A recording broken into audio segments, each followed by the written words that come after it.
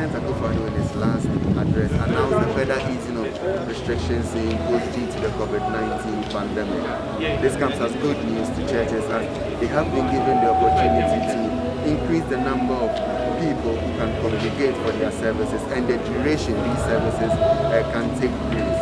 Here at the Agape House New Testament Church, I'm meeting Deacon Kweku Ankofi to take me through how the church has adjusted to the regulation. This is our first weekend afterwards, so we're still going to take some time to collate the data. But just from this service and then the previous service, it looks like the numbers have shot up slightly. Last week, for the second service, for instance, we filled up the entire 100 limits that we had.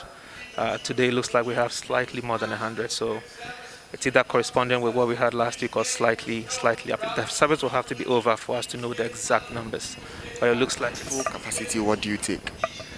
At full capacity, we took about 1,000. So now it's slightly, about 100 thereabouts. So it's a sharp fall, but obviously for COVID restrictions' sake. Yeah. I think as a church, our focus is on our congregation, on our members. So we want the members to be safe. So we are not pushing for any super change or any drastic changes in the protocol restrictions. We also admit or understand that these are placed for the protection and the safety of citizens and our church members. So we're okay with what we have now. Of course, as the easing goes on, we also change and adapt accordingly. But we'd always work within whatever protocols or whatever safety guidelines that are given to us. The further easing of restrictions has placed a greater burden on churches to enforce the COVID-19 protocol. Here at the Cedar Mountain Chapel, every member of the congregation, before entering the church, ensured that they wash their hands at the various points where Veronica buckets have been provided. The church officials also made sure to take their details and their temperatures were checked. We also observed that after every service, cleaners came around to disinfect the place. Chairs were cleaned, door handles were sprayed with sanitizers to ensure that the environment was clean and safe for the next set of people to have their service. So I'm speaking to some congregants of the Cedar Mountains Chapel, a branch of the Assemblies of God Church here in East Legon, to find out their experience after the President's further easing of restrictions. Priscilla, how was your experience in church today? Oh, church was amazing. Church has always been amazing ever since we started congregating again. I think that our pastor insists on the protocols being observed and everybody is following the protocol, so we are feeling safe in church and we are worshiping God and we are happy to be back and we are happy that the restrictions have been further eased. So you were in church, or you attended church when the numbers were limited, about 100, yes, and now it's been further eased such that more people can come in. How was the difference like? Can you tell us the experience? So the structure is going to change from next week.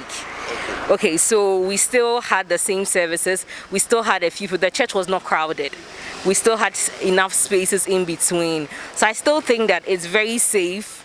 It's very welcoming, it's very warm, and the atmosphere is powerful. Even though there's been increase in numbers, my pastor has still maintained the 50 capacity inside. So we are just 50. And if you can see outside, there are chairs outside.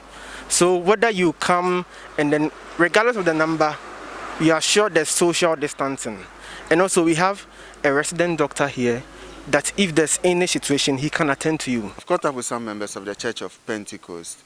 They fellowship at the Rima Worship Center to find out how comfortable they are with the eased restrictions. I'm comfortable because even today when I came to church, the social distancing was maintained, and church leaders has made us aware that they are not rolling out the 2-hour church duration yet. By next 2 weeks, by then they will have put systems in place to still increase the number, all right, but still maintain the protocol. So we're still even going to have some number of people at the upstairs because we have more room in the auditorium. So the church is big enough to accommodate people whilst maintaining the 1 meter distance and make sure that all the other protocols are being observed.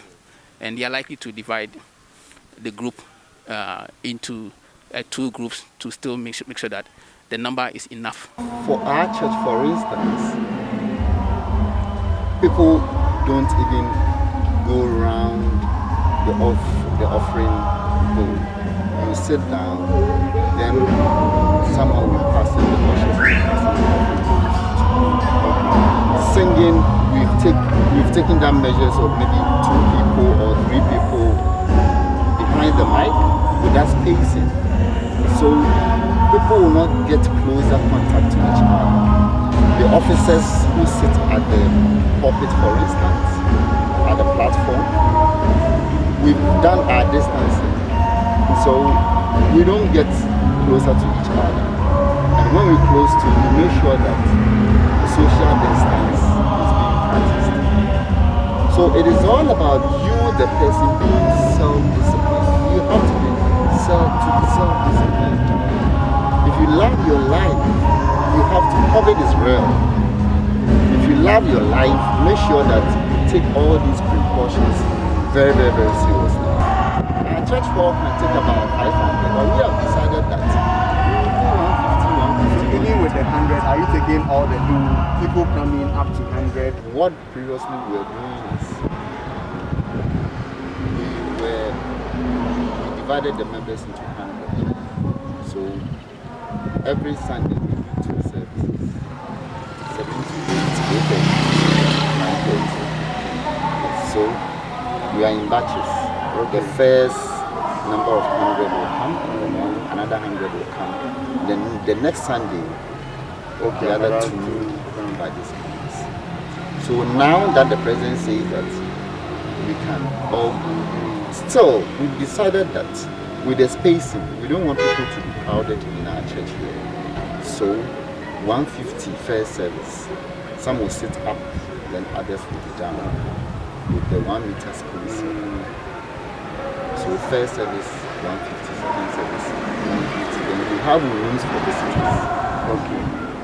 From my interactions, it's obvious that despite the president's easing of restrictions and the adherence of the safety protocols by churches, it will take a while for members of the public to feel comfortable returning to churches as we used to have it pre-COVID-19.